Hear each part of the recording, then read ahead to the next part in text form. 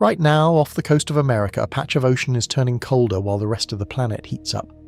That should be impossible, but it may be the first sign that the most powerful river on Earth is losing strength.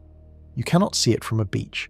It hides deep under the waves, it moves 100 Amazon rivers at once, and it quietly keeps whole continents warm. Today we chase it from the warm coast of Florida all the way to the ice of Greenland. We will see why Europe could freeze, why the sea could climb 3 feet up American shores, and why one small country just called this a threat to its survival. If a mystery this big pulls you in, take a second to like and subscribe. Now hold your breath. We begin. Sailors crossing the North Atlantic have started to notice something that makes no sense. The planet is heating up. Almost every part of the ocean is getting warmer year after year. Yet in one spot south of Greenland, the water is doing the opposite. It is getting colder. Scientists call it the cold blob. From above, on a map painted red and orange with rising heat, it shows up as a stubborn splash of blue, a cold hole in a warming world. It sits in the middle of the busiest stretch of ocean between America and Europe, and it refuses to warm up like everything around it. At first, some researchers thought it was a fluke, a bad year, a wobble in the weather that would fix itself. But the blue patch did not go away. It came back season after season, and it grew. Now it is one of the few places on the entire surface of the planet that has cooled while the rest of us sweat through record summers.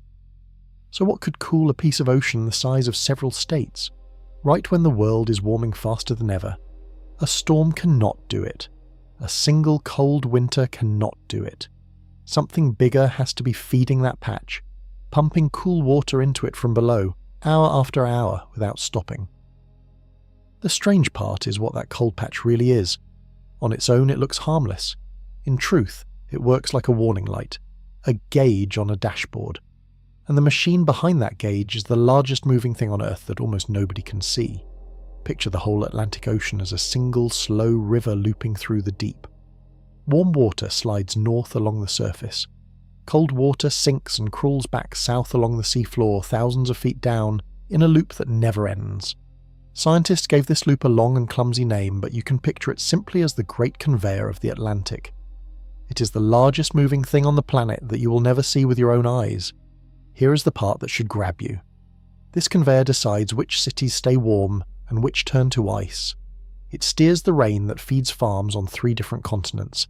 It even helps set how high the sea climbs against the shore of your own country. And that quiet blue cold patch, sitting out there south of Greenland, is the ocean's way of whispering that the conveyor is slowing down. The question scientists are now racing to answer is a simple one. If this giant belt is truly weakening, how much time do we have before it stops? To find out, we have to follow the water itself all the way around its loop, and the journey begins where the warm current is born, in the bright blue shallows off the coast of Florida. Stand on a beach in Florida, look east, and you are staring at the start of a river that has no banks. A few miles offshore, the water begins to move as one enormous body, warm and blue and fast, sliding north along the American coast. Sailors named it the Gulf Stream hundreds of years ago, and it has shaped this country ever since. The Gulf Stream is warm because it is born in the tropics near the Gulf of Mexico, where the sun beats down all year. That heat soaks into the top layer of the sea. Then the spinning of the earth and the push of the wind gather this warm water into a single ribbon and send it racing up past Miami, past the Carolinas, past New York, before it swings out toward Europe. And this ribbon is huge. The Gulf Stream carries more water every second than every river on land, added together, times many over. All the rain running off all the continents, every stream and creek and mighty river on the map, would still be dwarfed by this one warm current in the sea. You would think something that powerful would tear along like a race car. It does not. In most places, the Gulf Stream drifts at only a few miles an hour, slower than you can jog. Its strength comes from its size. It is deep, it is wide, and it never stops. Imagine a moving wall of warm water hundreds of miles across, gliding forward day and night for your entire life, and you start to feel how much energy it holds. For centuries, the Gulf Stream was a gift. Early ships riding it north crossed the ocean faster. Fishermen followed the warm water to find their catch. Whole coastal towns grew up beside its edge. People treated it as something permanent, like the tides or the sunrise, a feature of the planet that would always be there. That belief is now being tested. Because the Gulf Stream you can see and measure off the coast is only the shallow sunlit surface of the story. It is one visible belt on a machine that reaches far deeper and far colder than any sailor ever guessed. To understand the danger, we have to follow the warm water off the map, out past the edge of the Gulf Stream, into the cold and the dark where the real engine hides. Here is where most people get the story wrong. They hear the Gulf Stream is weakening and picture that warm ribbon off Florida simply switching off. The truth runs deeper, and it is stranger. The Gulf Stream is mostly a creature of the wind. As long as the winds blow across the Atlantic and the Earth keeps spinning, that surface ribbon will keep flowing in some form. If that were the whole system, we could all relax. But the warm water riding north does something the wind cannot explain. Near the top of the world, it vanishes downward into the deep. Follow the warm current past Newfoundland and it changes its name to the North Atlantic Current, a slower, wider flow heading toward Iceland and Norway. This is where the real machine takes over. Up here, the water gives its heat to the cold air above. It grows heavy. And then, in a few small patches of the far northern sea, it plunges straight down toward the ocean floor, thousands of feet below, and begins a long, cold journey back south. That sinking is the heart of everything. It is what scientists really mean when they talk about the Great Atlantic Conveyor. The warm surface flow and the deep cold return flow are two halves of one giant loop, joined together like a belt turning around two wheels. The Gulf Stream is the shiny top of that belt. The deep sinking southbound water is the hidden bottom, and the two behave differently. The surface part is driven by wind, so it is stubborn and hard to stop. The deep part is driven by weight, by tiny differences in how heavy the water is. That deep part is delicate. It can be slowed. It can even be switched off. And when it slows, it drags on the whole loop, like a hand pressing against a spinning wheel. Think of it this way. The Gulf Stream is the flashy engine you can hear from the street. The deep sinking is the fuel pump buried inside. You can leave the engine running and still stall the car if the pump quietly gives out. For a long time, scientists studied only the parts they could reach. They mapped the warm surface currents, because those were easy to see from ships. The deep return flow, moving in darkness 2 miles down, stayed a mystery. Nobody knew exactly how much water sank, or how fast, or whether it might change. What they did know came from a haunting fact buried in the mud of the seafloor and the ice of Greenland. Long ago, this deep engine had faltered before. The belt had slowed, and the world had paid for it in ice and drought and hunger, to see how the whole loop fits together and why its rhythm matters so much for you. We need to trace the water all the way around, from the sunny shallows to the crushing dark and back again. Let us ride one drop of water around the entire loop and watch how long it takes. Our drop starts warm, near the Gulf of Mexico, glowing with tropical heat. It rides the Gulf Stream north along the American coast, then bends east across the open Atlantic toward Europe. So far it has travelled several thousand miles, about the width of the whole United States, and it is still near the surface, still warm, still soaking up sunlight along the way. Then, somewhere between Iceland and Norway, our drop hits the cold. The freezing air pulls the heat right out of it. The drop turns cold and heavy and it sinks. Down it goes, past where light can reach, past where fish can live, all the way to the deep sea floor. Now it is part of a slow, dark river of cold water sliding south, hugging the bottom of the ocean. This deep river does not stop at the equator.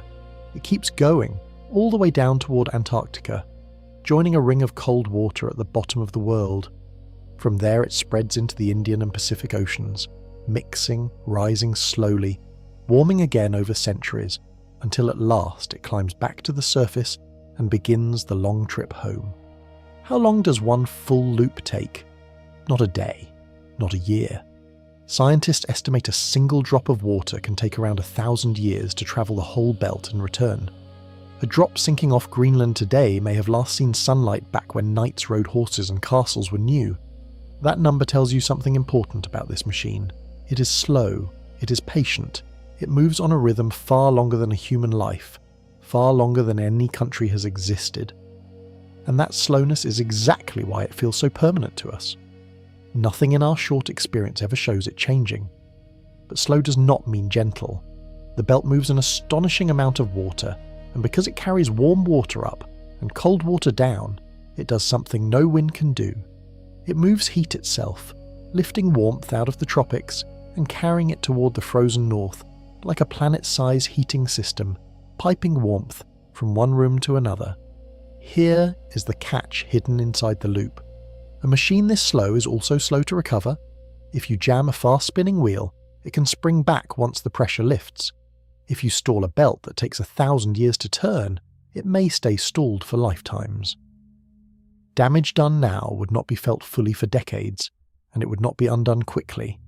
So the real worry is not just whether the belt slows, it is whether it can slow so far that it slips into a new setting and locks there, cold and stalled, for generations. To understand how that could happen, we need to visit the one place where this 1,000-year loop can be switched. The deep, dark engine room near Greenland, where the ocean sinks. There is a place in the far northern sea where the ocean falls. It does not fall like a waterfall. There is no roar, no cliff, no spray. From a boat on the surface, you would see nothing at all, just grey water and grey sky. But beneath you, in a few scattered patches near Greenland and Iceland, columns of seawater are dropping straight down toward the floor, mile after mile into the dark. This is the engine room of the whole Atlantic conveyor, and it is one of the quietest, strangest places on Earth. Scientists call what happens here deep water formation. Warm, salty water arrives from the south, carried up by the Gulf Stream and its cousins. The bitter northern air strips the heat away. As the water cools, it gets heavier, and once it becomes heavy enough, it can no longer float on the water below it. So it sinks, pulling more water down behind it in a slow, endless plunge. This sinking is the pump. It is the single action that keeps the entire belt moving. As water drops here, it makes room at the surface, and that empty space sucks in more warm water from the south. The Gulf Stream flows north partly because this cold water keeps disappearing downward, tugging the whole loop along like someone pulling a rope hand over hand. The scale of it is hard to picture. In these small sinking zones, an amount of water far greater than every river on Earth is quietly dropping into the deep, every single second, out of sight. The busiest, most powerful part of the machine makes no sound and leaves no wake. And this is the delicate spot. The whole 1,000-year loop depends on this one trick working. The water has to get heavy enough to sink. If anything stops it from sinking, the pump stalls and the belt begins to grind to a halt. That is the fear scientists carry when they look north. The sinking depends on the water being heavy, and the water is only heavy because of two things working together. It has to be cold, and it has to be salty. Take away either one, and the ocean stops falling. Right now, in the seas around Greenland, both of those things are being threatened at once. The Arctic is warming faster than almost anywhere on the planet, and a wall of ice the size of a continent is melting into the very patch of ocean where the pump is supposed to work. Picture a bathtub drain. As long as the water above it is heavy, it pours down and keeps the tub emptying. But float something light over that drain, something that will not sink and the flow chokes off. The Northern Sea has a drain like that, and something light is spreading across the top of it. So the whole future of this planet-sized machine comes down to a question about weight. Why does cold, salty water sink in the first place, and how easily can it be stopped? The answer is written in the strange physics of salt. Everything about the great conveyor comes down to a single idea. Heavy water sinks, light water floats. Whoever controls the weight of the water controls the whole machine. So what makes seawater heavy? Two things: temperature and salt. Start with temperature. Cold water is heavier than warm water. You can prove this in your own kitchen. Warm water rises to the top of a pot. Cold water sinks to the bottom. In the ocean, it works the same way, on a giant scale. When the northern air chills the surface, that cold water grows heavy and wants to drop. Now add salt, and this is where it gets clever. Salty water is heavier than fresh water. The more salt packed into it, the more it weighs, and the northern Atlantic is unusually salty, thanks to the Gulf Stream carrying salt up from the warm south, where strong sunshine had already boiled off some of the fresh water and left the salt behind. So the water arriving in the far north has both things going for it. It is cold and it is salty. Cold plus salty makes it about as heavy as ocean water ever gets. That is why it sinks so eagerly. That is what powers the pump. There is even a hidden trick that makes it worse, in a good way for the machine. As the surface freezes into sea ice in winter, the ice pushes out its salt as it forms. Frozen ice is nearly fresh, so all the leftover salt gets dumped into the water just below. That water becomes saltier still and heavier still, and it sinks even harder. The freezing of the sea actually helps drive the whole conveyor. Now you can see the weakness. The engine runs on saltiness, and the fastest way to break it is to pour in fresh water. Fresh water is light, it does not want to sink. If enough fresh water spreads across the surface of that northern sea, it forms a lid, a lightweight layer that floats on top and refuses to drop. The cold air can chill it all it wants. It will still be too fresh and too light to sink, and once the water stops sinking, the pump stalls, and the belt slows behind it. Think of it like trying to make a beach ball sink. You can cool it, push it, do whatever you like. If it is light enough, it simply bobs back up. Freshen the Northern Ocean enough and you turn its heavy, diving water into something closer to that stubborn beach ball. For thousands of years the balance held. Salt came up from the south, cold came down from the sky, and the water sank on schedule. The machine ran like clockwork, keeping its 1,000-year rhythm. That balance is now tipping, because sitting right on top of the world's most important sinking zone is the second largest sheet of ice on the planet, and it is melting, pouring fresh, light water straight into the one spot that needs to stay salty and heavy. Before we watch that ice do its damage, you need to grasp just how much water this machine actually moves. The number is almost too big to believe. Scientists needed a special unit just to measure this current, because ordinary numbers were useless. They call it a Sverdrup, named after an old ocean explorer. One Sverdrup is a flow of 1 million cubic meters of water every second. That already sounds enormous, so let me anchor it. One single Sverdrup is roughly the flow of every river on the entire planet combined all at once. Every river you can name, the Mississippi, the Nile, the Amazon, plus every stream and creek on every continent, poured together, add up to about 1 Sverdrup. Now, here is the number that matters. The deep sinking heart of the Atlantic conveyor moves around 15 Sverdrups. 15 times the flow of every river on Earth, all in one slow hidden loop in the sea. Let me try it another way, because this is worth feeling. The Amazon is the mightiest river on land. It carries more water than the next several biggest rivers put together. It is so wide in places you cannot see across it. And the Great Atlantic Conveyor moves water equal to about 100 Amazon rivers, flowing at the same time. Picture standing on the bank of the Amazon, watching that unimaginable flood roll past. Then imagine 99 more of them, stacked side by side, all pouring in the same direction. That is the scale of the machine we're talking about. That is what quietly sinks off Greenland and creeps back south along the seafloor while you sleep. And remember, this is the slow part. The surface Gulf Stream, driven by wind, moves even more water than that in total. But it is the deep, heavy, sinking flow, the 15 Sverdrups, that does the real work of moving heat around the planet. That is the piece in danger. A number this big should make the current feel unstoppable. How could anything melting off one island possibly jam a machine that moves 100 Amazons? That is exactly what many people assumed for years.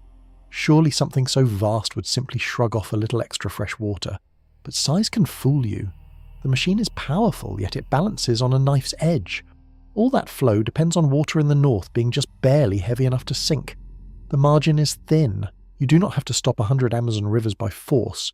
You only have to make the water in one small northern patch a little too light to fall. Do that, and the whole 100 Amazon belt loses its power to pull.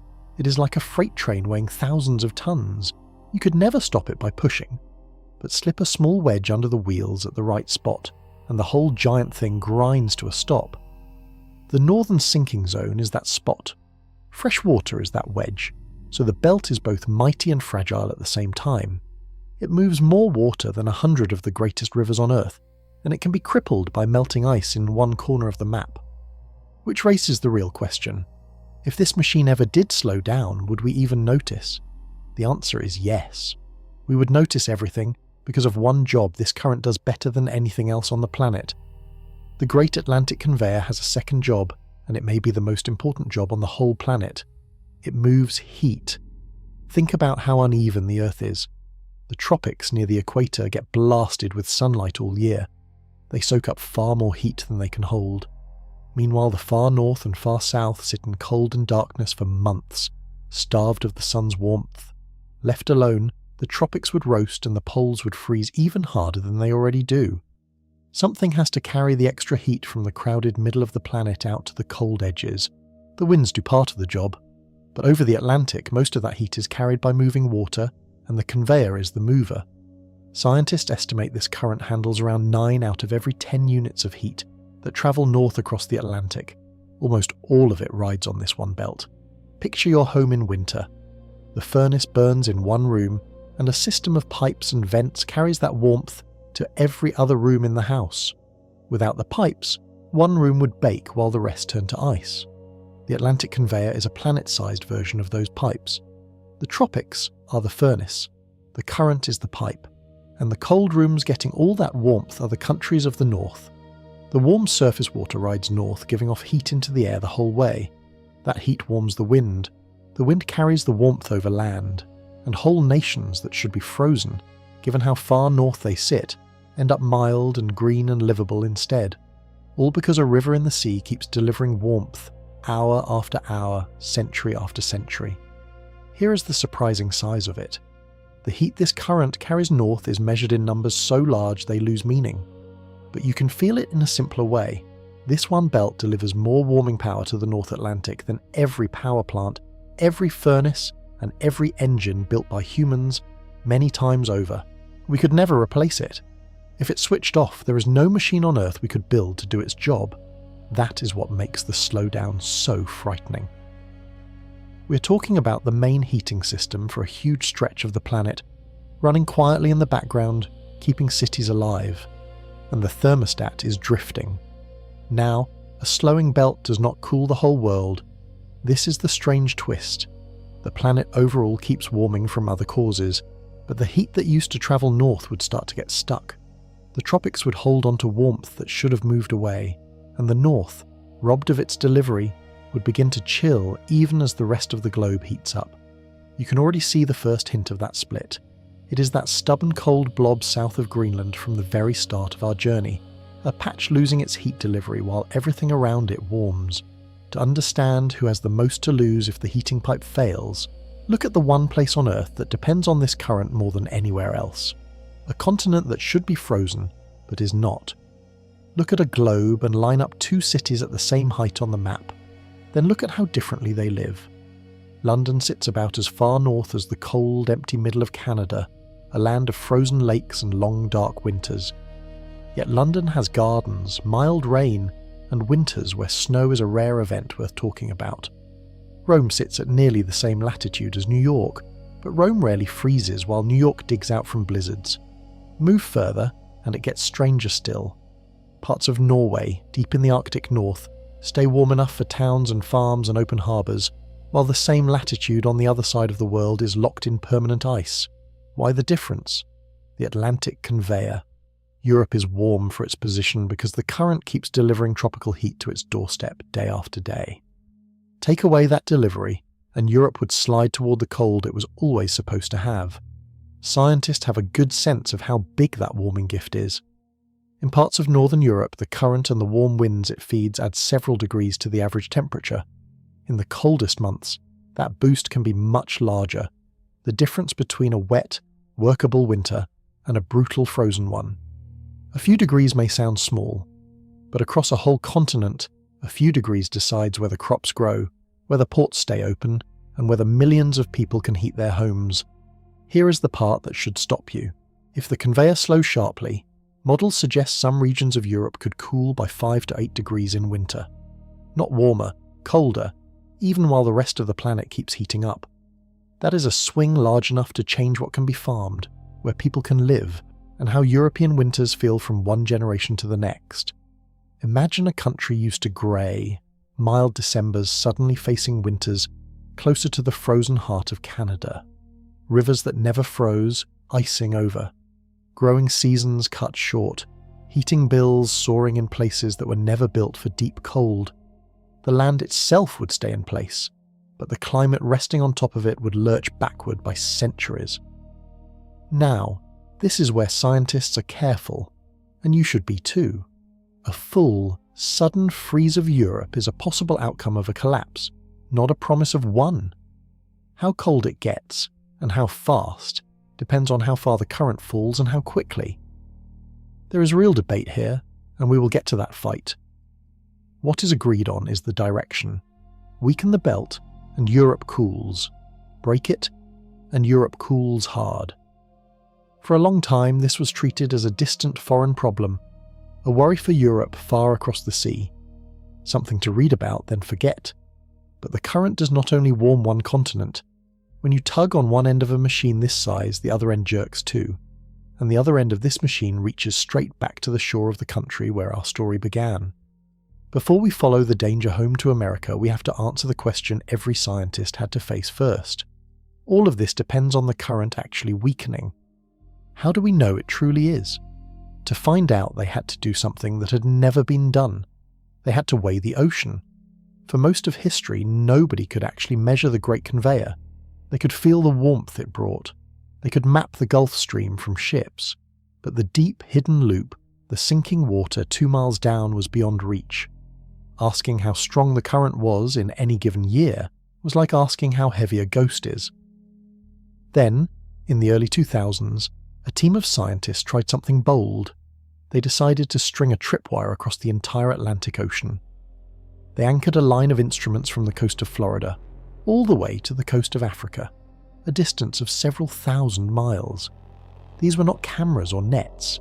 They were sensors, hung on cables reaching from the surface down to the seafloor, measuring temperature, saltiness and pressure at many depths at once. Together, this line of moorings could sense the whole flow of water passing through, top to bottom, like a giant fence feeling the wind blow past it. For the first time ever, humans could put a number on the current day by day and watch it change. The project has been listening now for around 20 years, one of the longest and most patient ocean watches ever attempted. The first thing the sensors revealed was humbling. The current was wild. From month to month, and even week to week, the flow swung up and down far more than anyone expected. One season, it might surge. The next, it might sag. The Great Belt, which everyone had pictured as steady and calm, turned out to jump around like a living thing. That wildness created a problem. If the current naturally swings this much on its own, how could scientists ever tell the difference between a normal wobble and a real, lasting slowdown? A single weak year proves nothing. The belt has weak years all the time and then bounces back. To catch a true trend, they would need many years of data, long enough for the random swings to average out and the real signal to show through. That is exactly why those 20 years matter so much. 2 decades is just barely long enough to start seeing past the noise.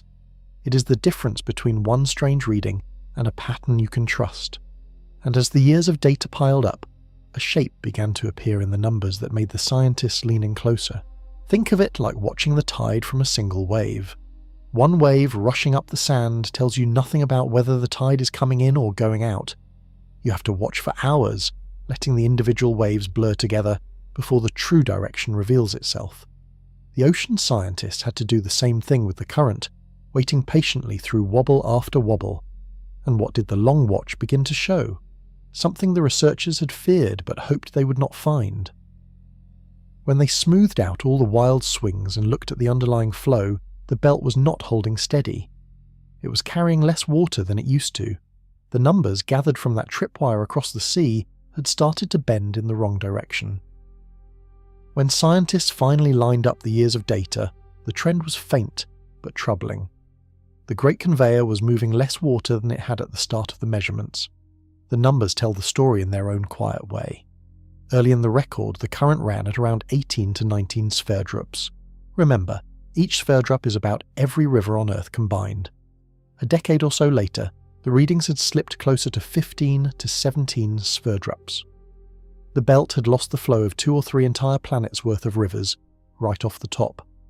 Put simply, the ocean conveyor is now carrying millions of cubic meters less water every second than it did just years before. Some studies estimate it has been slowing at a rate of roughly 1 sverdrup each decade in the places where the measurements are firmest. One whole world of rivers drained from the belt every 10 years. Now, scientists are careful with this, and honesty matters here. 20 years of direct measurement is a short window for a machine that turns on a 1,000-year rhythm. The swings are wild.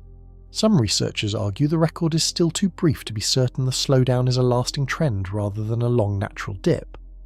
This part is genuinely debated, and you deserve to know that, but the direct sensors are not the only clue, and they do not stand alone. The slowdown they hint at lines up with other independent signs. The cold blob is one. A current delivering less warm water would leave exactly that kind of cold patch behind, and there it sits. The pieces point the same way. There is also a chilling comparison hidden in the trend. If the belt keeps losing about 1 world of rivers every decade, then over a human lifetime the loss stacks up fast. A child born today could, in theory, watch a large share of the current strength drain away before they grow old. The 1,000-year machine could change noticeably inside a single life. That is what shook researchers. Not that the current moves, since it always has, but the direction and the speed. Down, and faster than the old models had guessed. The belt is behaving less like a rock and more like a candle burning shorter than expected. Picture a bank account you rarely check. You always assumed the balance was huge and safe. Then you finally look, and you see it dropping steadily month after month. It is still large. But the arrow points down, and you cannot say for sure when it hits bottom. That is roughly where the science stands. The account is enormous. The arrow points down. Still, 20 years of sensors can only see 20 years back. To know whether this slowdown is truly unusual, or just an ordinary dip the belt has done many times before, scientists needed to see much further into the past. Centuries further, and direct measurements simply do not exist that far back. So they turned to a different kind of record. One written not by machines, but by the ocean itself, hidden in the mud of the seafloor and the shells of tiny creatures. What that record revealed reached back more than 1,000 years, and it made the modern slowdown look far more serious. If you want to know how the ocean behaved 1,000 years ago, you cannot ask a sensor. Nobody was there to measure it. So scientists learned to read the ocean's own diary, written in mud and shell and stone. Here is the trick. A stronger current moves water faster, and faster water can drag along bigger, heavier grains of sand across the seafloor. A weaker current can only carry fine, light grains, so by drilling deep into the muddy bottom of the Atlantic and pulling up long tubes of layered sediment, researchers can read the past like tree rings. Coarse layers whisper of a strong, fast current. Fine layers hint at a slow, weak one. They have other pages to read too. Tiny sea creatures build their shells out of the water around them, locking in a record of how warm or cold or salty that water was. When those creatures die and settle into the mud, their shells become a stack of time. Layer by layer, going down, you travel further into the past. Scientists gathered dozens of these records from across the Atlantic and lined them up. And when they did, a clear and unsettling picture emerged. Today, the Great Conveyor appears to be at its weakest point in more than 1,000 years. In over 10 centuries of ocean history, written in the seafloor, there is no stretch where the belt ran as slow as it runs now. Sit with that. For the entire span of recorded human history, through the rise and fall of empires, through every war and invention, this current kept turning at a healthy pace. Then, in roughly the last century, it began to fade, and now it sits weaker than at any point in that whole long record. And the timing points a finger. The fading lines up with the age of factories, cars and power plants, the age when humans began heating the planet and melting the northern ice. The mud does not show a random dip that just happens to land in our lifetime. It shows a slowdown that begins right when our world began to warm. This is where the story turns from a curiosity into a warning.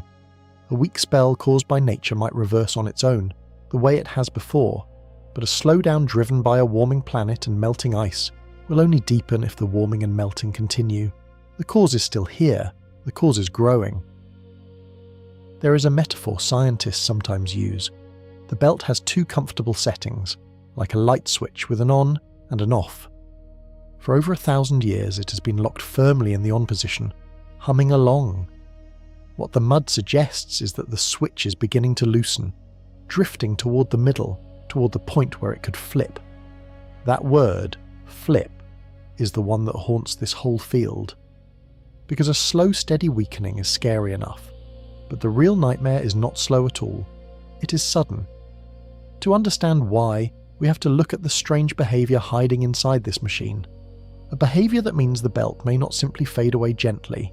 It may reach a hidden edge, and then fall off it all at once, and the first sign of that edge is already glowing south of Greenland.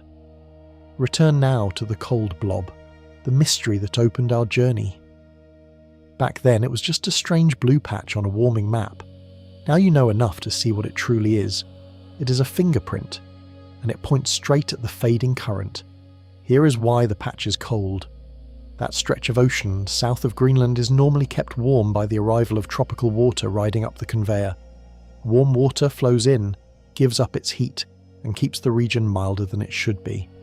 But if the belt slows, less warm water arrives, the heat delivery drops, and that patch of sea, robbed of its warmth, begins to cool, even as the rest of the planet heats up around it. So the cold blob is exactly the mark a weakening current would leave behind. A cold shadow sitting right where the warm water fails to arrive. Scientists did not have to guess at this. They ran the machines in their computers, slowed the current on purpose, and watched a cold patch appear in the model, in the very spot where the real one sits in the sea. The prediction and the reality lined up, and here is the part that gives it power. We can see this fingerprint from space. Satellites circling the Earth measure the temperature of the ocean's surface across the whole globe every day. On their maps, painted red and orange for a warming world, that one blue bruise south of Greenland stands out sharply. The failing current has left a scar large enough to spot from orbit. The size of it is startling. This cold patch spreads across a stretch of the North Atlantic, wide enough to swallow several states. It is not a small local chill. It is a continent-scale signal glowing on every satellite map, growing more distinct as the years pass. For scientists, the cold blob became a kind of gauge, a dial they could watch. When the current sags, the blob deepens and cools. When the current holds, the blob eases. By tracking the temperature of that one patch, researchers gained a second way to sense the health of the whole belt, one that reaches back further than the sensors and covers far more ocean. There is honest debate about how much of the blob comes from the current and how much from other quirks of weather and ice. Nature is tangled, and few signals are ever perfectly clean. But the leading view is that the fading conveyor is the main author of that cold scar in the sea. Think of it like a bruise on skin. You cannot see the blow that caused it, but the mark tells you plainly that something struck. The cold blob is the ocean's bruise, and it says the current has taken a hit. The unsettling thing is that this bruise is fed by more than a distant slowdown. It is being fed right now by a fresh and growing source of trouble, sitting directly on top of the engine room. A source that pours the one substance this salty machine cannot handle, straight into the spot where the ocean is supposed to sink. That source is the ice of Greenland, and it is melting faster than almost anyone predicted. Greenland is not really green. It is a vault of ice, a frozen sheet the size of a small continent, piled up to 2 miles thick in places. Locked inside that ice is a staggering amount of fresh water, and it sits directly above the exact patch of ocean where the great conveyor needs to sink. For thousands of years that ice mostly stayed put. A little melted each summer, a little more snow fell each winter, and the balance roughly held. The engine room below stayed cold and salty and heavy, and the water kept sinking on schedule. That balance is now broken. As the planet warms, Greenland is losing ice faster than it gains it, and the loss is speeding up. Every summer, rivers of meltwater pour off its surface and rush into the sea.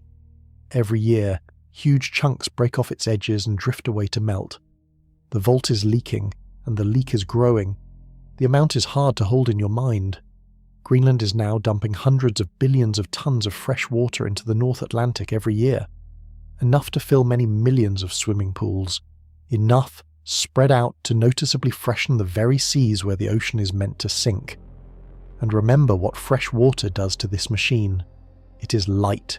It will not sink. It floats on top like a lid. So picture what is happening in that engine room. The current is trying to do its ancient job. Warm, salty water arrives, gives up its heat, grows heavy and prepares to plunge. But now a spreading layer of fresh meltwater sits over the top, light and stubborn, refusing to drop. The cold air chills the surface, but the water is too fresh, too light to sink the way it should. The pump begins to choke. This is the wedge under the freight train we talked about earlier. Greenland's meltwater is that wedge, sliding into place right at the machine's weakest point. You do not have to fight the whole 100 Amazon flow. You only have to lighten the water in this one small sinking zone, and the belt loses its grip. And here is the cruel loop hidden inside it. A weaker current cools the north, yes. But the planet keeps warming overall, which melts more of Greenland, which pours in more fresh water, which weakens the current further. The melting feeds the slowdown, and the warming feeds the melting.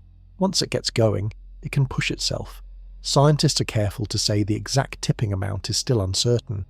Nobody knows precisely how much fresh water it takes to stall the pump for good. That number is one of the great unknowns in this whole story, and honest researchers admit it. But the direction is not in doubt. More melt means a lighter, more stubborn surface, and a weaker, more fragile belt. Which brings us to the word that changes everything. Because if you keep freshening that water, drop by drop, the current does not just fade in a smooth, gentle line. It behaves in a far stranger and more dangerous way. It holds, and holds and holds, and then it suddenly gives way all at once. That sudden give has a name. Scientists call it a tipping point, and understanding it is the key to understanding why this quiet, slow machine could reshape the world inside a single lifetime.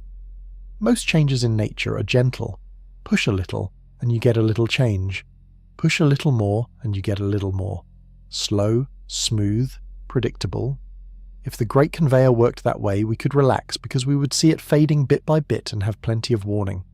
The conveyor may not work that way. It may have a tipping point, and a tipping point is one of the most dangerous shapes a change can take. Here is the idea.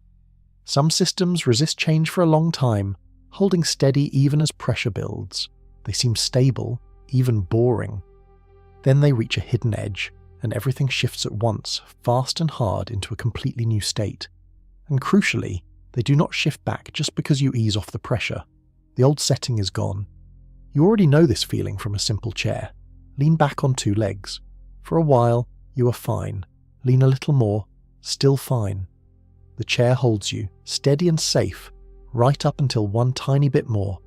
Then, in an instant, the balance breaks and you crash to the floor. There was no gentle warning in that final inch. One moment upright, the next moment down. And you cannot unfall by leaning forward again. You are already on the ground.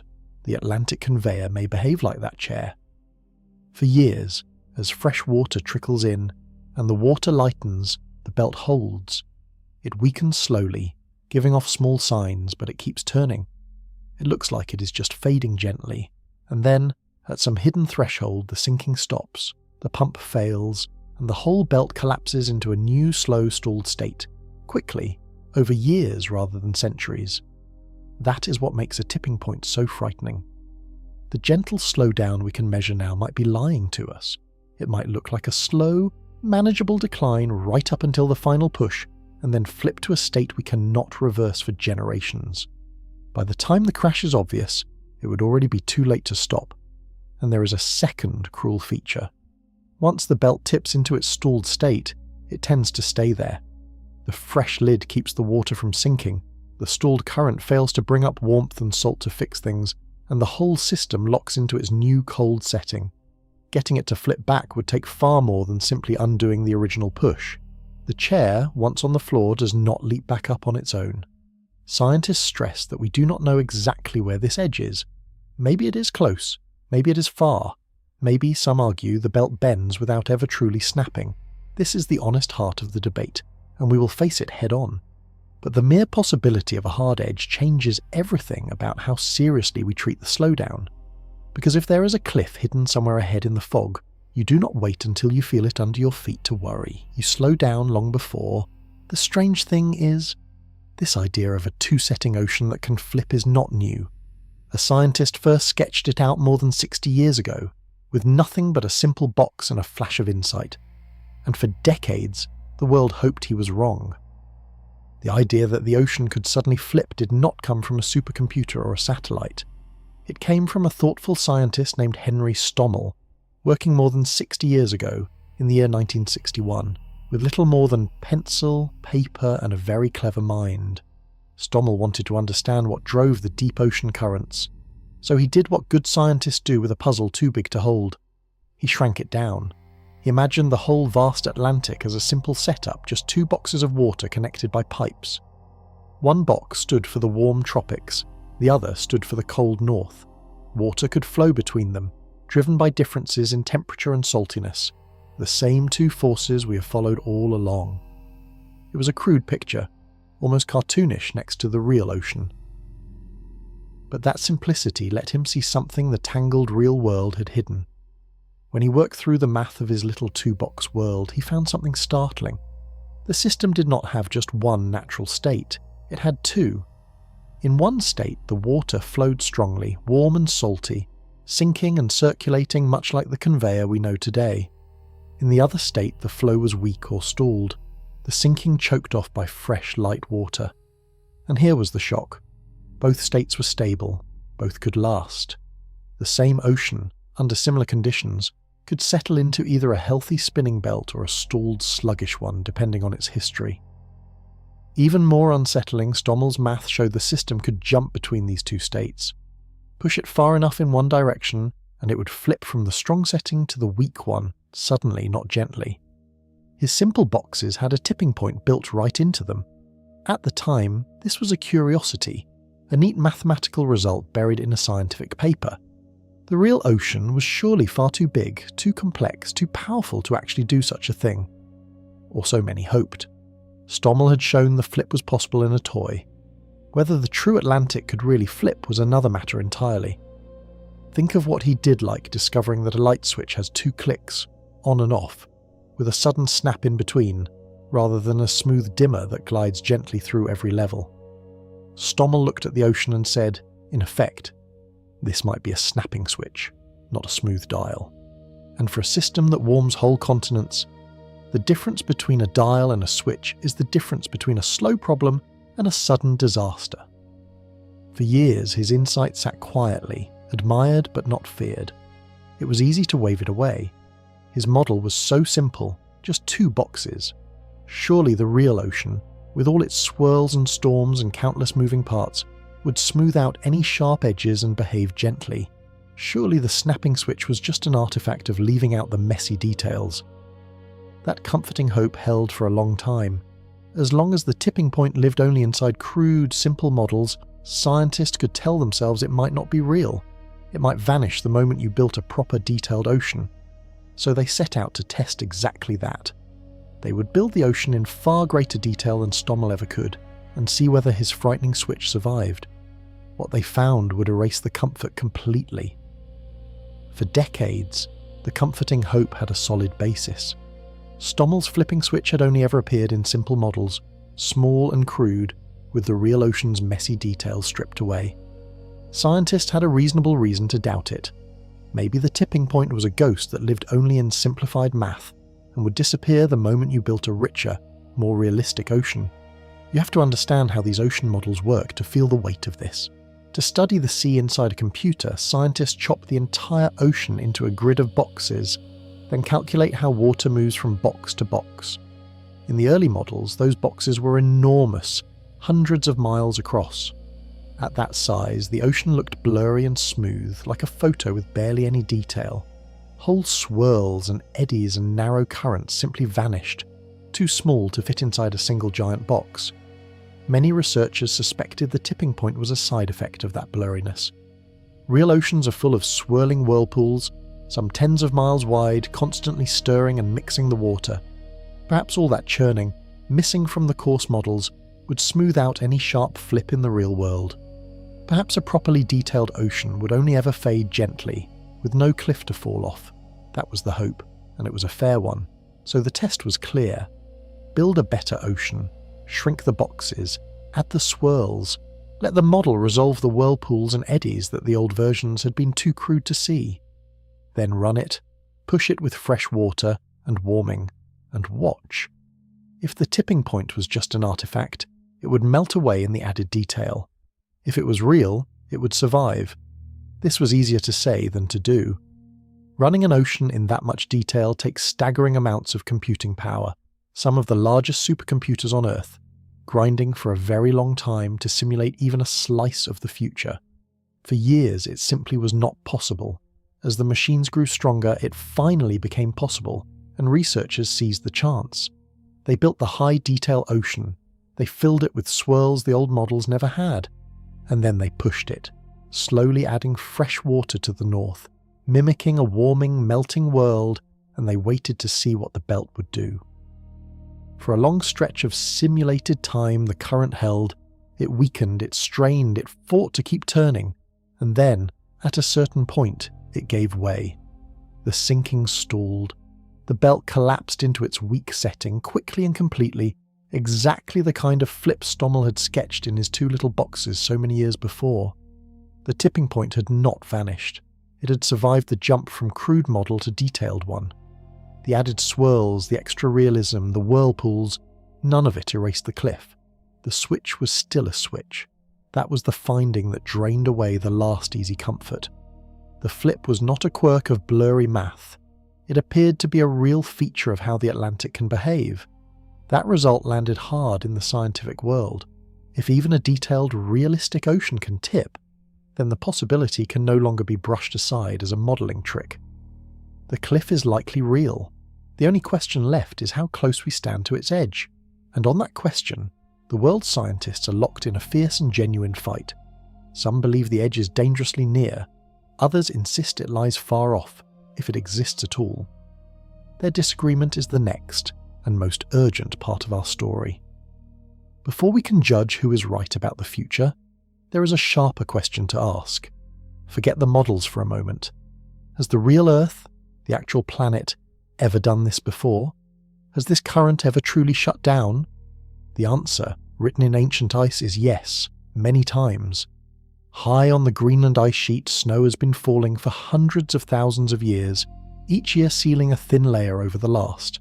Drill straight down through that ice and pull up a long core, and you hold a frozen calendar reaching deep into the past. Trapped inside each layer are tiny bubbles of old air and chemical clues to how cold or warm each year was. Scientists can read that calendar layer by layer, back through the ages, and what they found in those cores stunned the world. The climate of the past was not calm and steady. It lurched. Over and over, the records show the northern world flipping between warm and frigid, sometimes swinging wildly within a single human lifetime. These sudden jumps happened dozens of times. The Earth would sit in a cold, harsh state, then snap to a milder one, then snap back fast and violent. For a long time, nobody could explain what could throw the climate around so hard, so quickly. Then the pieces fit together. The timing of those wild swings matched changes in the ocean conveyor. When the belt ran strong, delivering its heat north, the northern world stayed warmer. When the belt faltered or stalled, the heat delivery cut off, and the north plunged into cold. The Great Current was the switch behind the swings. This changed everything about how seriously scientists took the tipping point. It was one thing to see a flip inside a computer. It was another to find its fingerprints all over the real history of the planet, recorded in ice that actually fell as snow. The Earth had run this experiment for us many times and left the results frozen in the ground. Sit with what that means. The comfortable, stable climate we were all born into, the one where farms and cities and whole nations planted themselves, is not the planet's only mode.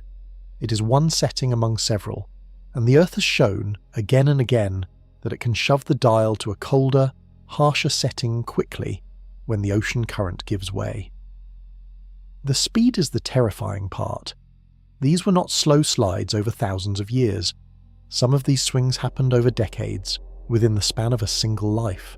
A person could have been born into one climate and grown old in a completely different one.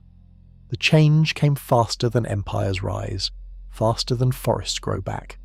So the flip is not just a possibility dreamed up by cautious scientists, it is a documented event in Earth's history, carved into ice and mud across the northern world. The only real uncertainty is what triggers it, and whether we are pulling that trigger now. And here is where the story sharpens to a fine point. Among all those ancient flips, there is one that stands out. It is the most recent.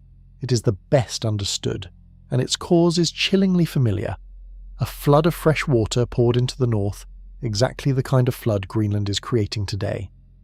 That event happened about 12,000 years ago, and it turned a warming world cold almost overnight. 12,000 years ago, the last great ice age was finally loosening its grip. The world had been warming for centuries. Huge ice sheets that once buried much of North America were melting back, and the future looked bright and mild. Then, in the blink of a geological eye, the North slammed back into deep cold. Scientists call this event the Younger Dryas, and its cause is one of the most important warnings we have. Here is what happened. As the North American ice sheet melted, all that meltwater had to go somewhere. It pooled into an enormous lake, held back by walls of ice sitting on top of the continent. This was no ordinary lake. It was a freshwater sea, larger than any lake on Earth today, swollen with the runoff of a melting ice age. Then the ice dam broke. In a sudden catastrophic release, that entire freshwater sea burst free and poured into the North Atlantic. An unimaginable flood of fresh, light water rushed straight into the region where the ocean current sinks. And you already know exactly what freshwater does to this machine. It is light. It floats. It refuses to drop. The flood formed a vast lid over the engine room of the conveyor.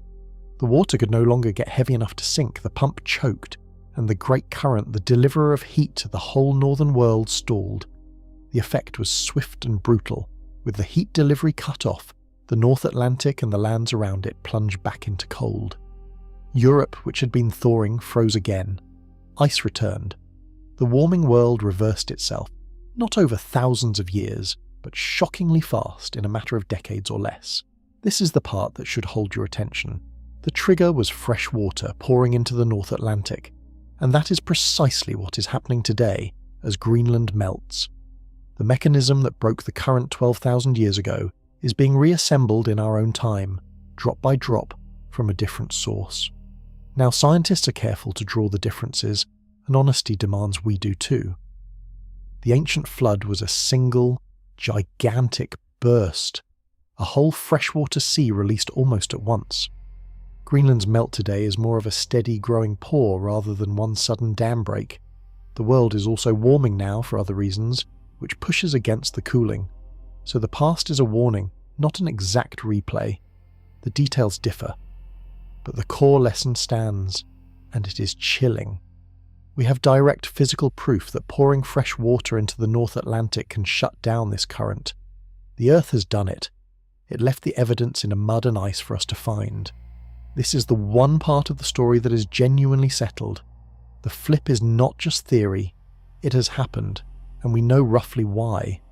What we do not yet fully grasp is how much fresh water it takes, and whether today's slower, steadier pour can do what that ancient flood did. That uncertainty is the crack the debate lives in, because knowing the current can stall is only half the fear.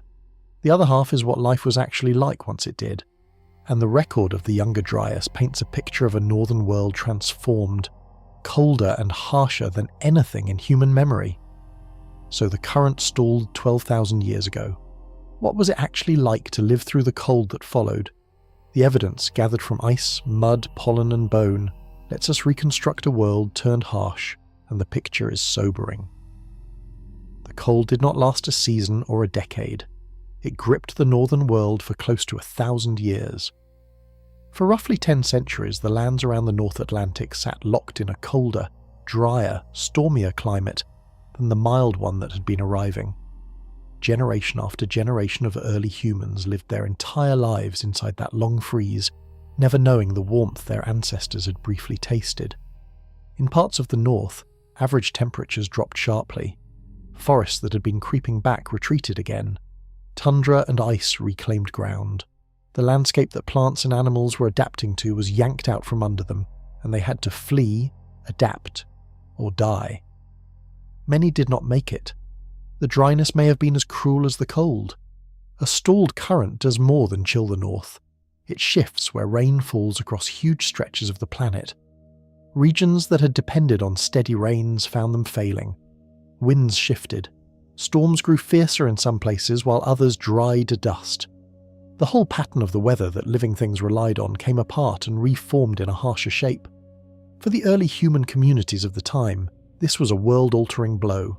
Some scientists believe the pressures of this long, cold, unstable stretch pushed people toward new ways of surviving, changing the path of our species. Hardship on that scale reshapes everything, from where people can live to what they can eat to whether they survive at all. Then, after nearly 1,000 years, the current restarted. The pump caught again, the belt began to turn, the heat flowed north once more, and the world warmed back into the mild climate we have enjoyed ever since. That warm, steady period is the one in which all of human civilization was built.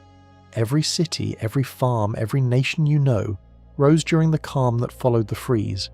Here is the thought that should stay with you. Everything we call normal, every comfort of modern life, sits on top of a lucky stretch of stable, warm climate that only exists because the current came back and kept running. We built our entire world during the good weather. We have never once tested our cities, our farms, our supply chains against the kind of shift the younger Dryas brought, and the speed remains the sharpest edge of the warning. The plunge into that cold did not politely announce itself over centuries. It arrived fast within the span of a lifetime, far quicker than a society can rebuild or relocate. A change that fast does not give you time to adjust. It simply happens, and you live in the aftermath. That is the ancient record. The current can stop. When it does, the north turns bitter for centuries, and the change can strike within a single life. Which brings us at last to the question every scientist in this field is now wrestling with. The question that has them arguing in journals and conferences around the world. It has happened before. Could it happen again? And if so, how soon? On that, the experts are sharply, genuinely divided. Here is where the science gets honest, and a little uncomfortable. Everything so far has strong agreement behind it. The current exists, it is weakening, it has collapsed before. But the moment you ask the question everyone actually cares about when, the agreement shatters. This is a real fight among serious scientists, and you deserve to see both sides clearly. The question sounds simple. Will the current collapse, and if so, how soon?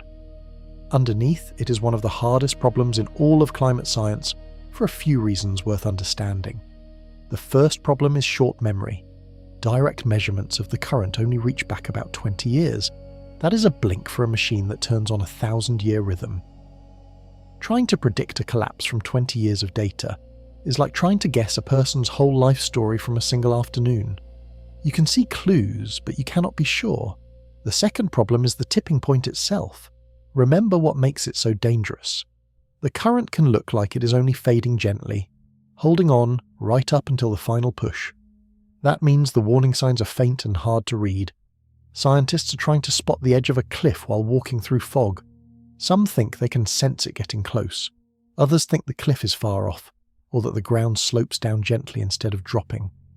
The third problem is the models. To peer into the future, scientists run the ocean inside computers. But different models, built by different teams with different assumptions, give different answers. Some tip, some do not. Some tip soon, some late. Each team can defend its choices, and the real ocean, the only one that counts, is running just one experiment that we cannot speed up or repeat. So the field has split roughly into two camps, and both are made of careful, respected scientists. This matters. This is not a case of experts versus cranks. It is a case of honest experts reading the same murky evidence and reaching different conclusions. One camp looks at the weakening, the melting ice, the ancient collapses, and the surviving tipping point, and they sound the alarm. They argue the risk is serious and possibly near enough that we should treat it as a live threat within many of our lifetimes. To wait for certainty, they say, is to wait until the cliff is already under our feet. The other camp urges caution. They point to the wild natural swings, the short record, and the models that show the current bending without breaking. They argue that a full collapse this century is unlikely, that the system is tougher and more self-correcting than the alarming studies suggest. Crying collapse too loudly, they warn, could mislead the public and burn trust. Both camps agree on the stakes. If the pessimists are right and we ignore them, the cost is catastrophic. If the optimists are right and we act anyway, the cost is far smaller. That imbalance shapes how many scientists think about the risk, even amid the disagreement. To really understand the fight, you have to meet the two sides in detail. First, the study that lit the fuse, the one that put a shockingly close date on a possible collapse and sent alarm through the whole field. Its numbers were bold, its method was daring, and its conclusion landed like a thunderclap. In recent years, one study did more than any other to turn a quiet scientific worry into headlines around the world. A team of researchers, led by scientists in Denmark, decided to attack the timing question with a bold new method, and the answer they got was alarming enough to shake the entire field. Their approach was clever. Instead of relying on the short 20-year record of direct measurements, they used a longer trail of clues stretching back about 150 years, drawn from the temperature of the ocean surface, including that telltale cold patch. They were looking for a specific kind of signal, the subtle way a system behaves when it drifts toward a tipping point. Here is the idea behind it. When a stable system starts approaching its edge, it often begins to wobble in a telltale way. It gets slower to bounce back from small disturbances. It grows twitchy and unsteady, like a spinning top starting to lose its balance before it topples. Scientists can hunt for these warning wobbles in the data, and their presence can hint that a tipping point is drawing near. The team ran their analysis on the long record of the current's behaviour, and they found the warning wobbles. To them, the data showed a system already drifting toward its edge, already losing its stability. Then they did the boldest thing of all, they put a date range on it. Their headline finding was stark. With a high degree of statistical confidence, they estimated the current could collapse sometime between about now and the end of this century if we keep heating the planet. Their central estimate landed around the middle of the century, not centuries away, not safely beyond all our lifetimes, possibly within decades. That result hit like a thunderclap. A collapse around mid-century is close enough to touch. It means people alive today, children alive today, could witness the great current fail. The study made front-page news across the world and forced governments and scientists to take the threat far more seriously than before. Now honesty demands the full picture, including the pushback this study received. Critics argued the method leaned on assumptions that may not hold for something as messy as the ocean. They questioned whether the warning wobbles truly meant a collapse was coming, or whether other things could explain them. They noted the enormous range in the estimate, from very soon to the century's end, which reflects deep uncertainty. The lead researchers themselves were careful to state the date was a range, not a fixed prophecy. So this is not settled truth. It is one powerful, contested piece of evidence. But its importance is hard to overstate. Before this work, many treated a collapse as a distant, almost theoretical worry, safely tucked beyond the horizon. This study dragged the possibility into the near future, into the span of lives being lived right now. It changed the emotional temperature of the entire debate. It also drew a fierce and immediate response from the other camp, because for every study warning that the edge is near, there is a team of equally serious scientists arguing the opposite. They believe the current is stronger and more stubborn than the alarm suggests, held up by a force from the far side of the planet that the pessimists may be underrating. Their case is the next voice we need to hear, and it offers a very different vision of the future. For every alarm, there is a counter-argument, and the scientists who push back on the doomsday timeline are not fools or deniers. They are careful researchers with real evidence of their own. Fairness demands we take their case seriously, because they may well be right. Their central claim is this: the current is tougher than the alarming studies suggest, and a full collapse this century is unlikely. The belt will weaken, they agree, but it will bend rather than break, sagging under the strain while continuing to turn. Where does their confidence come from? A big part of it rests on a force we have barely mentioned, one that works from the far end of the planet. Winds. Far to the south, ringing the frozen continent of Antarctica, powerful winds blow endlessly around the bottom of the world. These winds help pull deep water back up to the surface, and in doing so they help keep the whole global conveyor turning.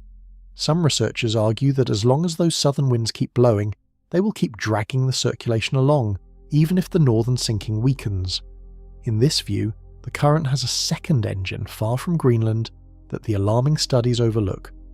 Melt all the ice you want in the north, they say, and the winds of the south will still keep the belt from fully stopping. It might slow to a weakened crawl, but it would not switch off entirely, at least not this century. They also point to the messiness of the alarming methods. Reading warning wobbles in ocean temperature is tricky, they argue, and easy to get wrong. The cold patch that some read as a sign of collapse could have other causes tangled into it. The short measurement record cannot rule out that today's slowdown is partly a long natural swing that will reverse. In their reading of the models, the most likely future is a weaker current, not a dead one. This is a genuinely different picture of the future, and it would be a mistake to dismiss it. If this camp is right, then the coming decades bring a slowly fading current, with milder and slower consequences, giving societies far more time to adapt. That's a very different world from a sudden mid-century collapse. But here is the crucial thing, and both sides tend to agree on it. Weaker is still bad. Even the more hopeful scientists expect the current to keep declining as the planet warms. A bent belt still delivers less heat north. It still nudges up the sea along the American coast. It still shifts the rains. The disagreement is mostly about how far and how fast, and whether there is a sudden cliff at the end. Nobody in this debate is arguing the current is perfectly safe. So where does that leave us, the people trying to make sense of it? With a real scientific fight, two credible camps, and a range of possible futures from manageable to catastrophic. Deep uncertainty, high stakes, and a machine that keeps quietly weakening while the experts argue. Faced with exactly that kind of uncertain high-stakes threat, one small nation decided it had heard enough. It chose not to wait for the scientists to settle the argument. Instead, it did something no country had ever done before, a move that treats this ocean current as a matter of national survival. Governments are usually slow to act on distant scientific risks. There is always another crisis, another argument, another reason to wait for more certainty. So when a country breaks that pattern and moves early, it is worth paying close attention. And in late 2025, one small nation did exactly that. Iceland, a tiny island of a few 100,000 people perched in the far North Atlantic, became the first country in the world to officially declare the possible shutdown of this ocean current a national security threat. Stop and consider how unusual that is. National security threats are the things governments treat with the utmost seriousness, the dangers they plan and prepare and spend to defend against. To place an ocean current on that list, alongside the gravest concerns a nation faces, is a remarkable step. Iceland looked at the science, weighed the uncertainty, and decided the risk was too large to file away as a distant maybe. Why Iceland, and why now? Geography made the choice for them. Iceland sits directly in the path of the warm current. Its mild, livable climate, its fishing grounds, its entire way of life, all depend on the heat this belt delivers and the rich waters it stirs up. If the current stalls, few places on Earth would be hit harder or faster. For Iceland, this is not a far-off worry about other continents. It is a threat to the island's own survival. Their reasoning cuts through the scientific debate in a way worth understanding. Iceland did not wait for the two camps to agree. They did not need certainty that a collapse is coming. They applied a simple, sober logic that any careful person uses with serious risks. When the potential harm is catastrophic and possibly irreversible, you prepare for it even if the odds are uncertain. You do not skip buying insurance just because your house probably will not burn down.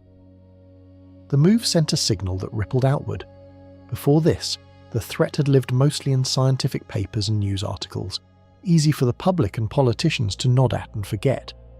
When a government formally names it a security threat, it becomes real in a new way.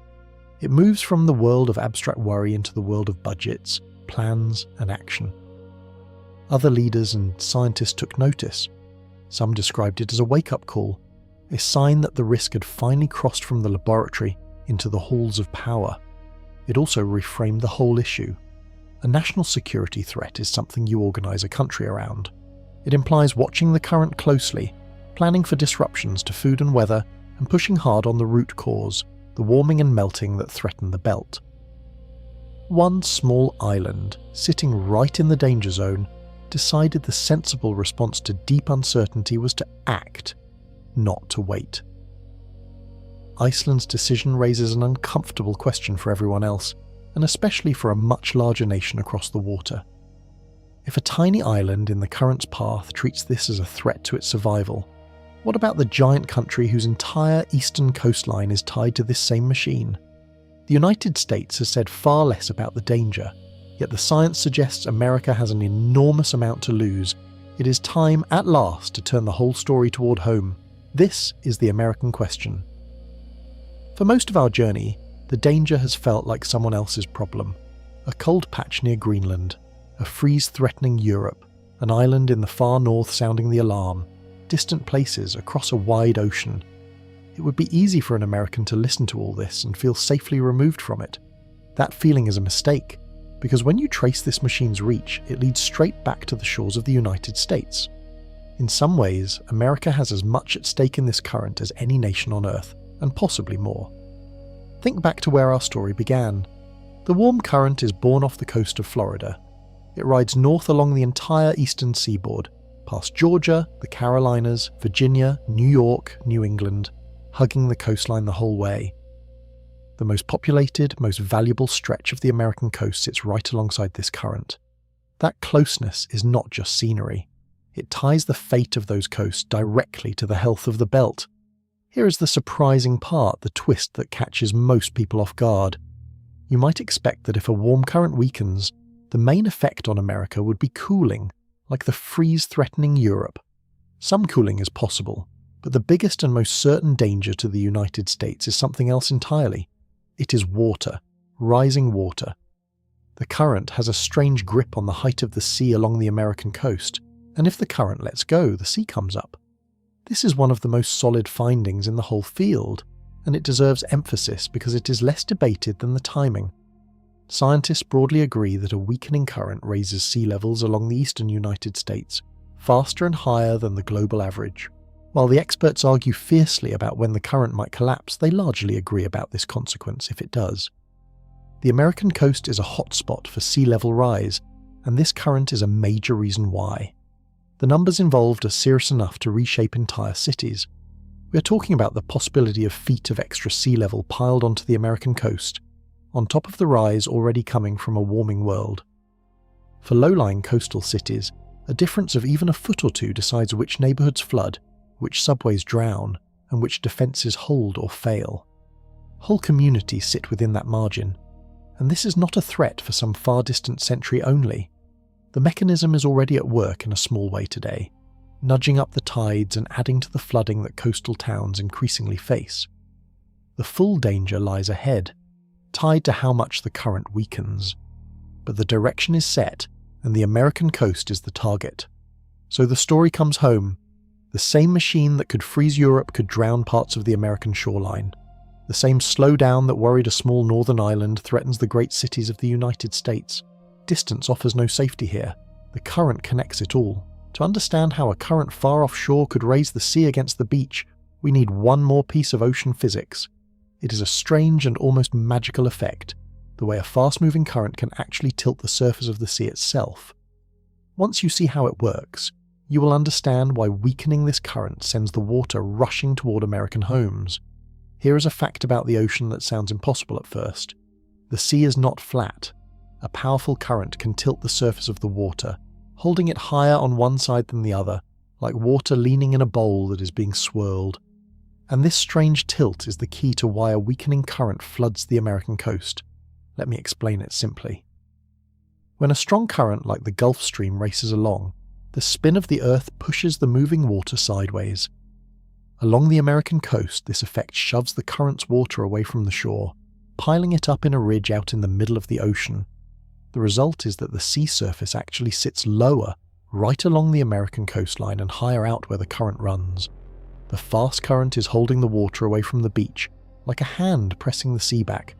For as long as the current runs strong, this tilt holds, and the coast enjoys a sea that sits a little lower than it otherwise would.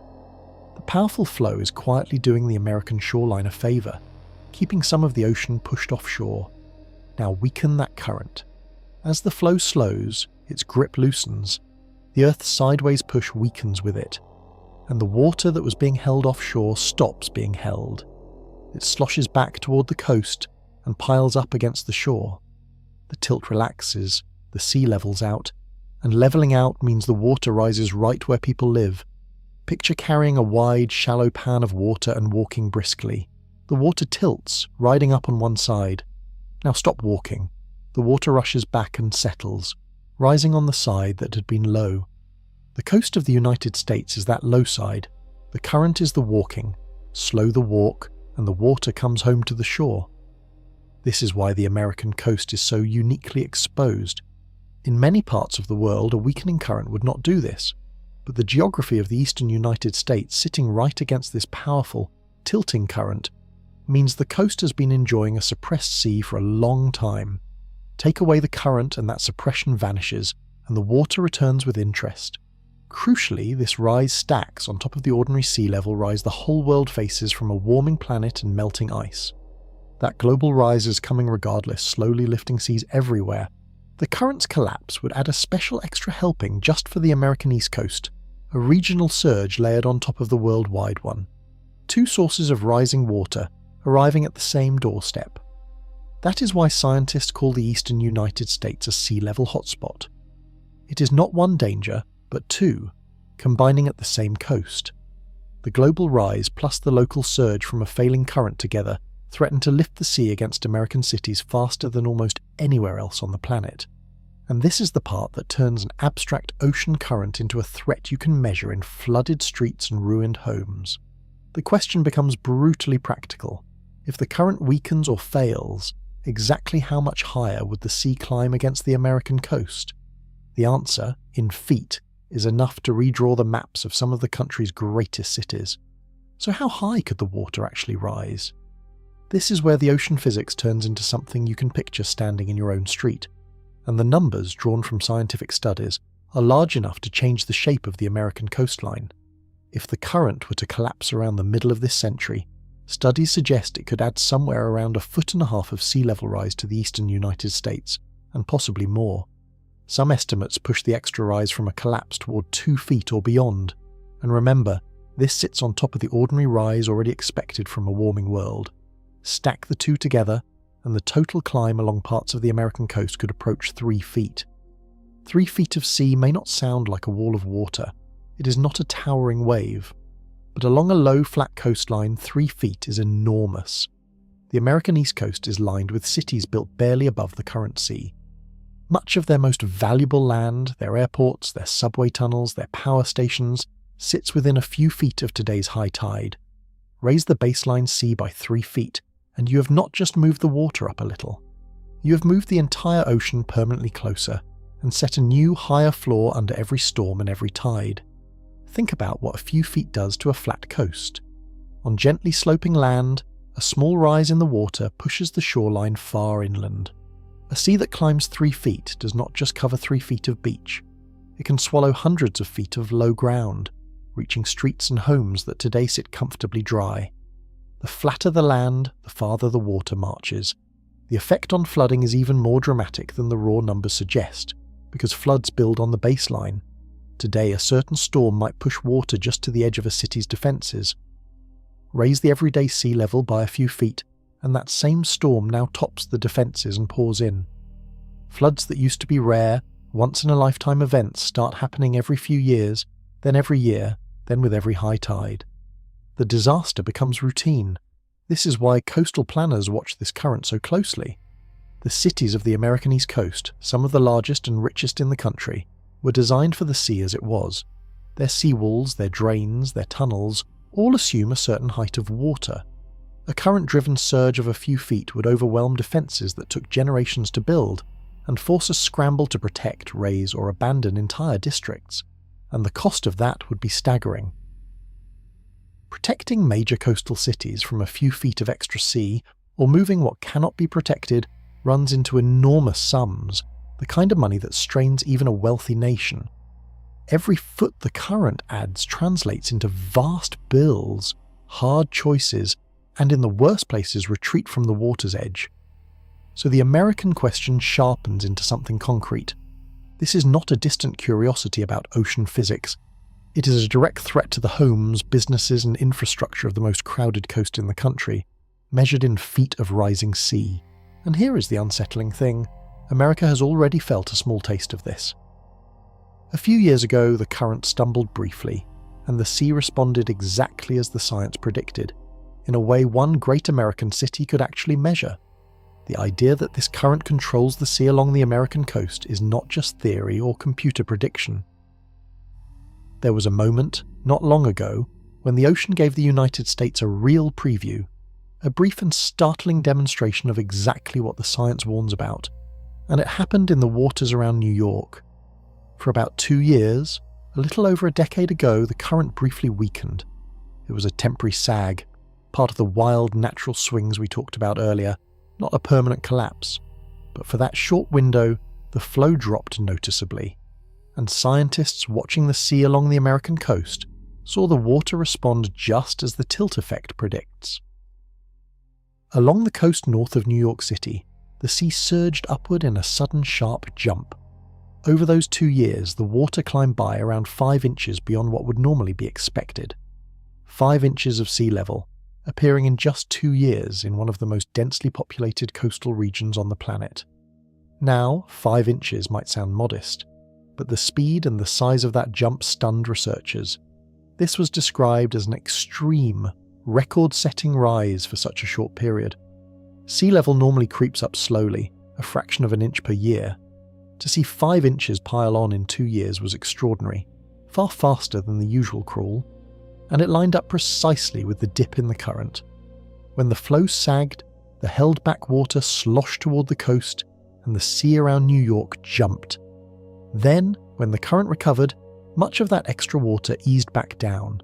The event passed, but it left behind something invaluable, a real-world proof of the mechanism. Scientists had predicted that a weaker current would raise the sea along the American Northeast. For 2 years, the ocean ran the experiment for real, and the prediction came true, measured by tide gauges in American harbours. Sit with what that means. This is one of the pieces of the story that is not debated. The tilt effect, the way this current holds the sea back from the American coast, was confirmed by direct observation during that brief slowdown. We're not guessing about whether a weakening current raises the sea along the eastern United States. We watched it happen, in miniature, and it behaved exactly as the physics said it would. Now, scale it up in your mind. That 5-inch jump came from a brief, partial, temporary dip in the current, one that reversed after 2 years. Imagine instead a deep, lasting weakening, or a full collapse that does not reverse. The temporary sloshing becomes a permanent rise. The 5 inches becomes feet. The brief flood scare becomes the new everyday sea level, locked in for generations. That is the warning hidden in the New York event. A small, short stumble of the current produced a rise big enough to alarm scientists and make headlines. A large, lasting failure would produce a rise big enough to reshape the coast. The preview was real. The full feature would be far larger, and rising baseline seas do more than slowly flood the coast on calm days. They load the dice for disaster. Because when a big storm arrives on top of a higher sea, the damage does not just add up, it multiplies. America has already seen how a raised sea turns a bad storm into a historic catastrophe, in a night the city of New York will never forget. A higher sea does its worst damage not on calm days, but during storms. And to understand why, you have to see how a storm and a raised sea level work together, each making the other far more dangerous. The United States learned this lesson in brutal fashion when a great storm struck New York over a decade ago. When a powerful storm roars in off the Atlantic, it shoves a mound of seawater ahead of it, driven by fierce winds and low pressure. This is called a storm surge, a temporary wall of water piled up against the coast. The surge is what does much of a storm's killing and drowning. It floods streets, tunnels, and homes, pouring the ocean into the city. Now here is the deadly math. The storm surge rides on top of whatever the sea level already is, raise the everyday sea even by a foot or two, and every future storm surge starts from that higher launching pad. The same storm with the same winds now pushes its wall of water higher and farther inland because it began from a higher sea. A modest rise in the baseline turns an ordinary flood into a record one. When that great storm hit New York, the surge poured into the city. It flooded subway tunnels, knocked out power to huge areas, and drowned entire neighborhoods. The damage ran into the tens of billions of dollars, and lives were lost. It was one of the most costly storms in American history, and scientists later calculated something sobering. A large share of that flooding damage, billions of dollars of it, could be traced to the sea level rise that had already occurred. The sea was higher than it had been generations before, so the surge reached higher and did more harm than it would have on a lower sea. The rise that had crept in quietly over decades added billions to the bill for a single night, now fold in this current. If a weakening belt piles feet of extra sea onto the American coast, then every future storm launches from a dramatically higher baseline. Storms that today would cause moderate flooding would, on that raised sea, cause catastrophic flooding. Neighborhoods that survived past storms would drown in future ones of the same strength.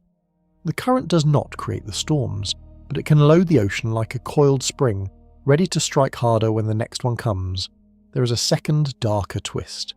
Some evidence suggests that the warming coastal waters tied to a shifting current could also help fuel more intense storms and heavier rainfall in the first place. So a failing current threatens to do double harm. It raises the sea that storms ride in on, and it may help make some of those storms stronger. A worse storm, arriving on a higher sea, aimed at a flatter, more exposed coast. This is how an ocean current thousands of feet deep reaches into an American living room. Through the storm surge that tops the seawall, floods the basement and drowns the subway, all made worse by a sea propped higher by a weakening belt far offshore. So America faces rising seas and fiercer floods. Yet the story has one more strange turn, and it seems to contradict everything about a warming world. Because at the very same time the coast is drowning, parts of America and Europe could be plunged into savage cold. Warming and freezing, flooding and frost, all from the same failing current. Here is the strangest twist in the entire story, the part that confuses almost everyone. We have spent chapters on rising seas and warming waters and a heating planet. Yet a failing current could, at the very same time, bring bitter cold to parts of America and Europe, flooding coasts and freezing winters from one machine. How can both be true at once? The answer lies in the difference between the whole planet and one region. The Earth overall keeps warming, driven by the heat we trap in the air. That global warming is what lifts the seas and warms the coastal waters, but this current does a separate job. It delivers heat to specific regions of the north. If the current fails, those particular regions lose their special delivery of warmth, and they can cool sharply, even as the planet as a whole grows hotter. So the two effects live at different scales. Globally, warmer. Regionally, in the North Atlantic, colder. One planet heating up, one corner of it going cold, both caused by the same tangle of warming and a failing current. It feels like a contradiction, but it is simply two different things happening at two different sizes. For Europe, which sits directly in the current's warm delivery path, the cooling could be severe. As we saw, some studies suggest sharp drops in winter temperatures across parts of the continent, enough to reshape farming and daily life. Europe has the most to lose from the cold side of this story, because it leans so heavily on the heat the current brings. For the United States, the picture is more mixed, and this is where honesty matters. America's biggest, most certain threat from this current is the rising sea, not deep cold. Much of the country would still feel the overall warming of the planet, but a collapse could still bring harsher, more erratic winters to parts of the north and east, as the cold air spilling off that chilled patch of ocean pushes into weather patterns. Colder snaps, wilder swings, and more unstable winters could ride in alongside the flooding coasts. The combination is what makes this so hard to prepare for. A country cannot simply plan for a warmer future, or simply plan for a colder one. A failing current threatens to deliver both at once, in different ways and different places. Coasts drowning under rising, warming seas, while winters turn sharper and more violent. Defending against heat and flood on one front, and against cold and storm on another, and the whole system would grow less predictable. The steady, reliable climate that farms and cities were built around depends on the current running smoothly. Weaken or break it, and the weather grows jumpy and extreme, harder to forecast, harder to plan for, harder to survive. Instability itself becomes the enemy, on top of the heat and the cold. This is why scientists resist simple headlines. It is tempting to say the current failing would freeze America, or that it would flood America. The truth is stranger and more troubling. It could do different harmful things in different places all at once, and make the whole climate wilder in the process. And the reach does not stop at the shores of America and Europe. Pull hard enough on a machine that moves heat across the whole planet, and the effects ripple far beyond the Atlantic. The rains that feed billions of people on continents far from any coast are tied to this current too. When the belt falters, the world's rain begins to move. The reach of this current extends far beyond the Atlantic coasts. It helps steer the rains of the entire planet. And when the belt falters, the rain does not simply lessen, it moves. Whole rainy seasons can shift, weaken, or slide to new places, threatening the food and water of billions of people who live nowhere near the sea. Here is how a current in the Atlantic can move rain over distant continents.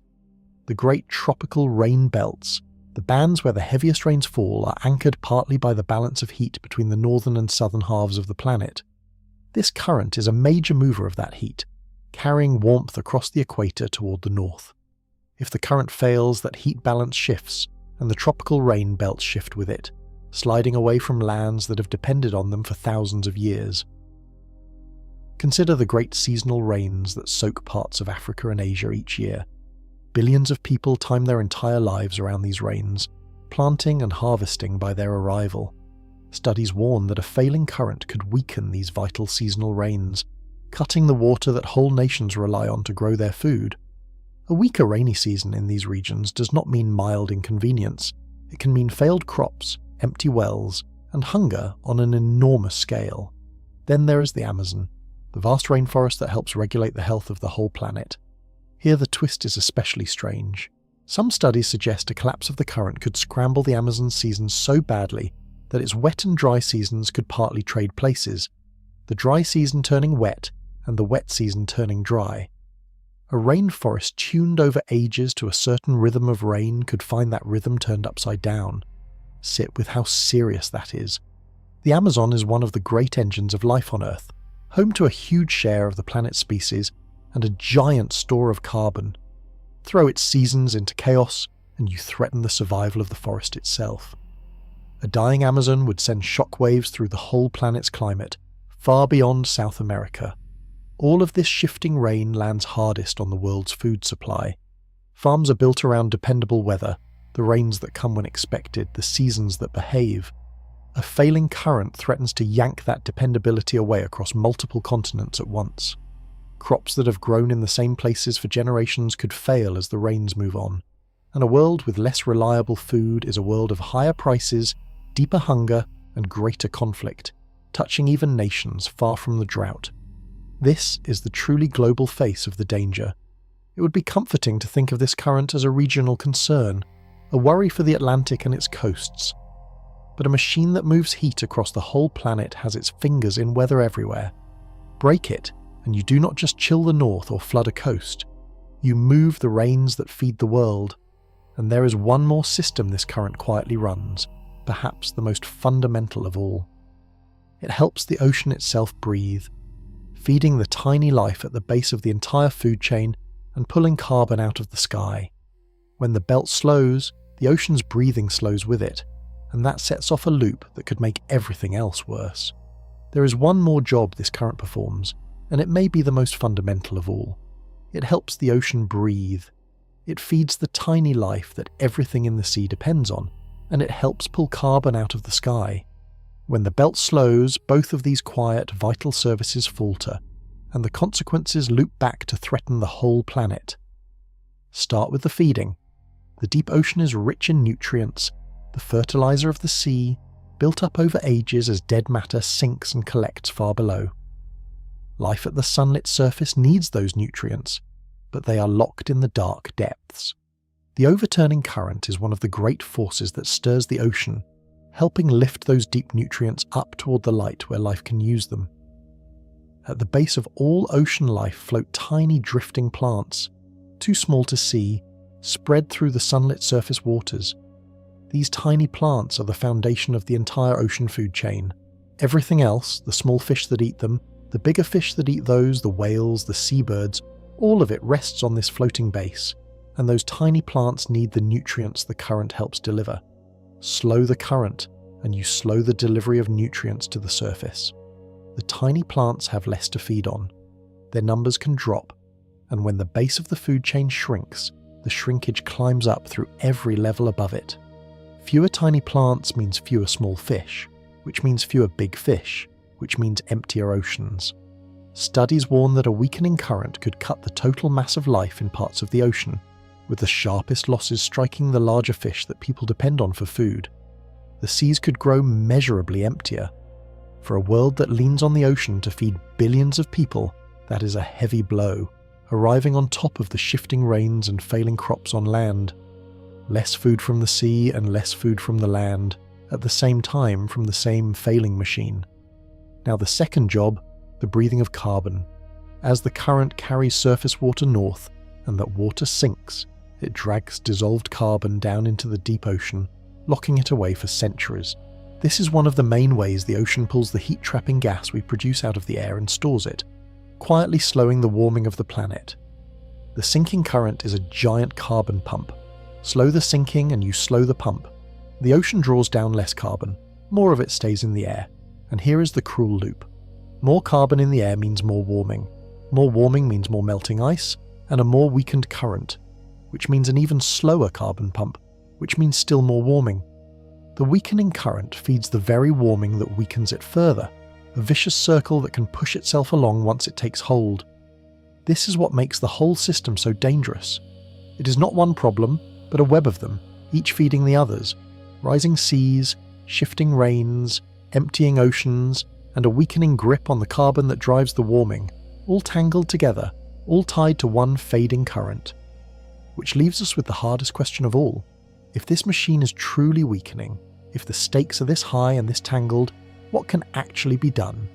And what is that stubborn cold patch, still glowing south of Greenland, really trying to tell us?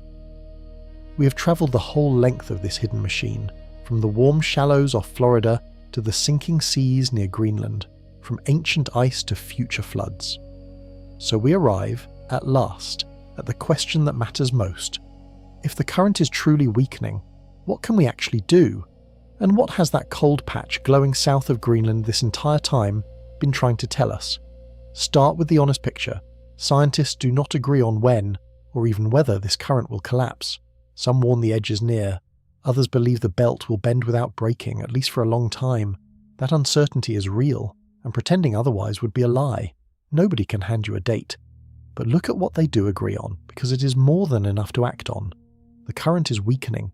It is at its weakest in over 1,000 years.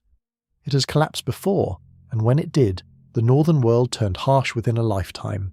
And the thing driving its decline is clear. A warming planet, and the fresh water pouring off melting ice into the sea where the ocean needs to sink. That last point is the key that unlocks everything, because it points straight at what can be done. This current is not weakening for some mysterious, untouchable reason. It is weakening because the planet is heating up, and the planet is heating up because of the heat-trapping gases we pour into the air. The same cause sits behind the melting ice, the freshening seas, and the fading belt, which means the same action addresses all of it. Slow the warming, and you slow the threat to the current. This is why scientists, even the cautious ones, treat the warming itself as the thing to tackle. Every bit of extra heat pushes the current closer to its edge, whether that edge is near or far. Every bit of warming we prevent buys the belt more time and lowers the odds of the worst outcome. The current's fate and the planet's warming are the same fight, and here is where the uncertainty, rather than being an excuse to do nothing, becomes a reason to act. When you face a threat that could be catastrophic and possibly permanent, you do not wait for perfect proof before protecting yourself. That is exactly the logic that led a small northern island to name this current a national security threat. The wise response to a dangerous unknown is not to gamble on the best case. It is to guard against the worst. So return, one last time, to that cold patch south of Greenland. At the start of our journey, it was just a strange blue smudge on a warming map, a curiosity. Now you know what it truly is. It is a warning light on the dashboard of the planet, glowing steadily, telling us the great engine that warms the north and steadies the world's weather is losing power. You can respond to a warning light in two ways. You can ignore it and hope the engine holds, or you can take it seriously while there is still time to act. That choice, for America and for the world, is still open. The current has not collapsed. The light is a warning, not yet a verdict. The ocean has shown us, in ice and mud and that patch of cold blue water, what it can do. The rest of the story is not yet written. It depends on what we choose to do now while the Great Belt still turns.